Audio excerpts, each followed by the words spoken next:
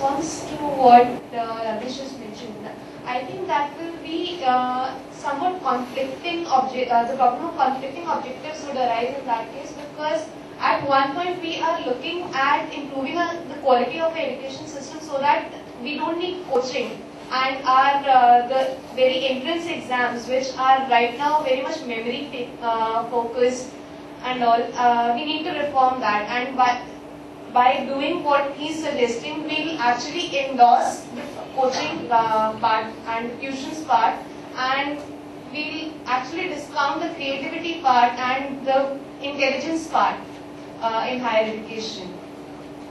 Actually, why they go for coaching? Because the great teachers are not there in the school or college. So, if we reinforce the teaching mechanism, then they will not go. For example, when I started the school, my teacher, he was such a, I learned from the teacher not only knowledge, his way of life also. So we need, particularly in primary education, great teachers. I saw last week in Singapore, for training teachers for primary school. It's a unique way to do that. Yes? Yes.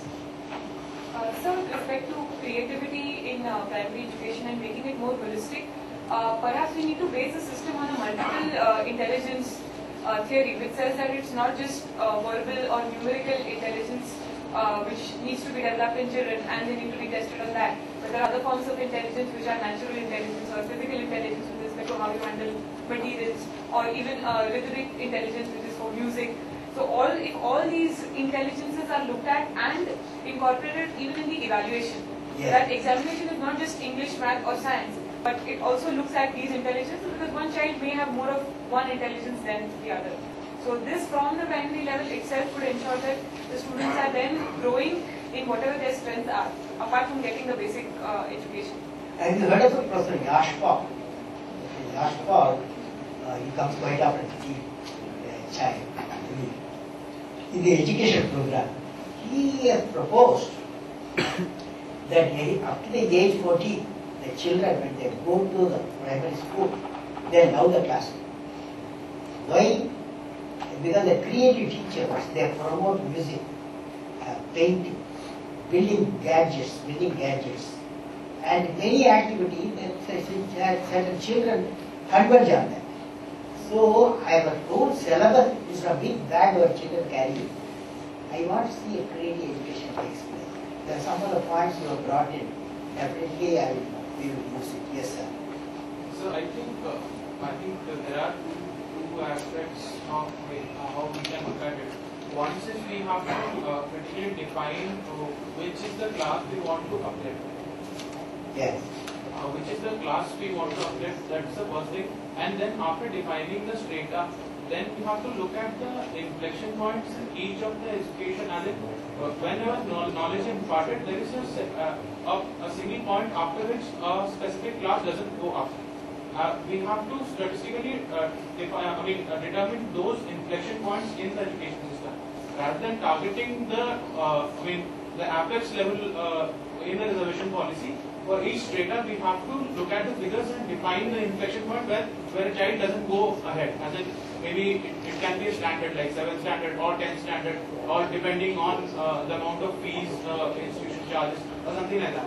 So we have to do that targeting first, then only define our policies which can then be implemented in this. See, what I feel, anyone of you like that?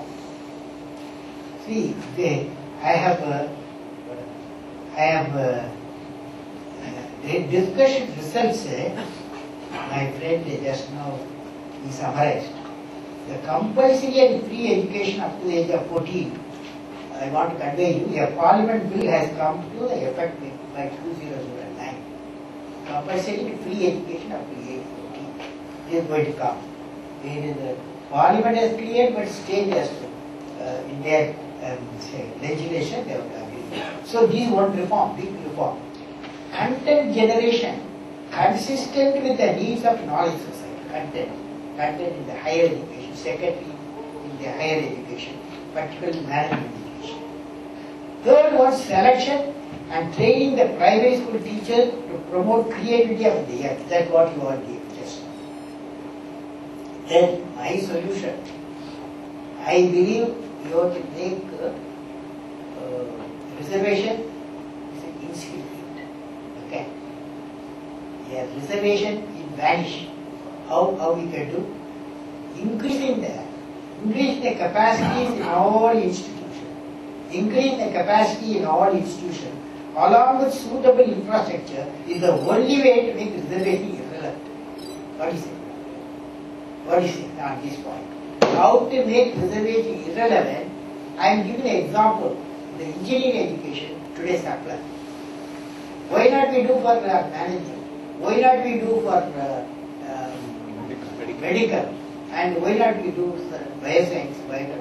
Because this increase the number. Fortunately, government also in that direction they are pushing.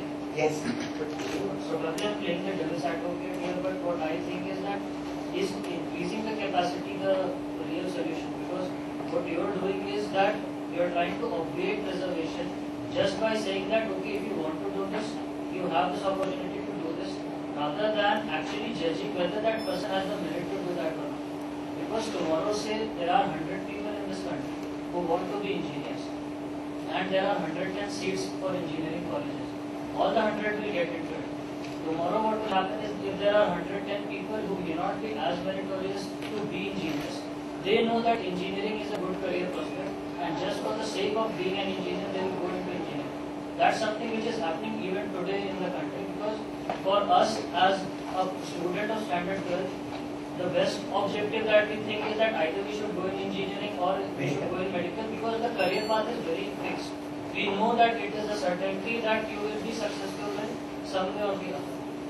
So if we just increase the capacity, say for institutions, wouldn't that be actually trying to move a nation towards a nation of engineers and medical Yes, students? but you should not be 100 or 108 that ratio. What is that sufficient number of competition?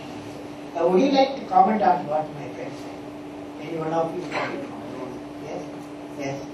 So, from another perspective, just increasing the capacity doesn't bring in the amount of quality these institutions carry with them.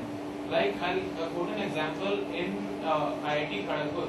The seats were increased from 600 to 900 in 1 year. And that actually led to formation of 10 sections of 100 people each. 9 sections of 100 people each, rather than 60 or 70 that was initially there, which resulted in each physics laboratory equipment being shared by 11. That is dangerous. So, just increasing the capacity doesn't solve the problem.